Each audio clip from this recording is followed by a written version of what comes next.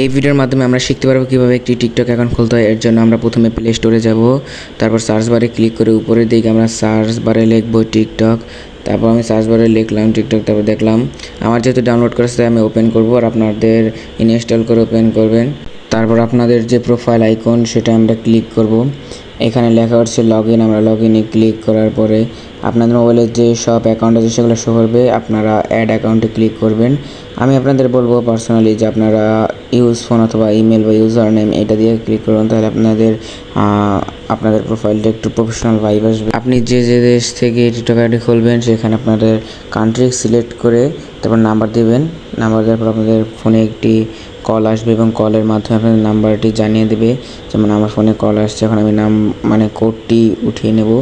6 ডিজিটের একটি কোড উঠিয়ে দেওয়ার পর এখানে ক্রিয়েট অ্যাকাউন্ট নামে একটি অপশন আসবে, সেটা আমরা অ্যাকসেপ্ট করে দেব।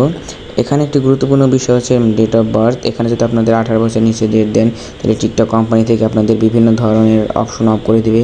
তাই আমি আপনাকে বলবো আপনি যে বছরই জন্মগ্রহণ করুন না কেন আপনার প্লিজ 18 বছর উঠতি বা 18 বছর হয়ে গেছে সেরকম একটি বার্থডে দিয়ে আপনারা লগ ইন করে নেবেন, না হলে কিন্তু অনেক সমস্যার সম্মুখীন হবেন এবং 18 বছর হওয়া না পর্যন্ত অপশনগুলো চালু করতে পারবেন না।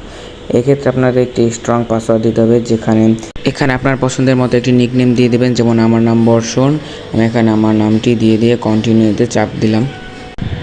আমার অ্যাকাউন্টটি খোলা শেষ। এখন আমার অ্যাকাউন্টে কিছু কাজ আছে, কারণ আমাদের এই প্রোফাইলের পাশে এডিট অপশন ওটাই ক্লিক করব এবং এখান থেকে ক্লিক করার পরবর্তী সময়ে যে চেঞ্জ ফটো আছে সেটার উপর ক্লিক করে আপনাদের গ্যালারি থেকে যে কোনো একটি ছবি বেছে নেবেন।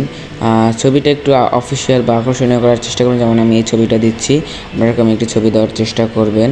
এখানে সেভ পোস্ট দিলেই আপনার স্টোরিটা বা এই পোস্টটা সেভ হয়ে যাবে এবং আপনাদের প্রোফাইল পিকচার আপলোড হয়ে যাবে। এখন আমি সেভ পোস্টে ক্লিক করলাম এবং নিচে রয়েছে আপনার বায়োতে লিখবেন আপনার পেজটি কী সম্পর্কিত, আপনি কোন টাইপের ভিডিও বানাতে চান বা আপনি কী কন্টেন্ট করতে চান এসব লিখবেন। এই তো মোটামুটি আমাদের পেজ করা কমপ্লিট।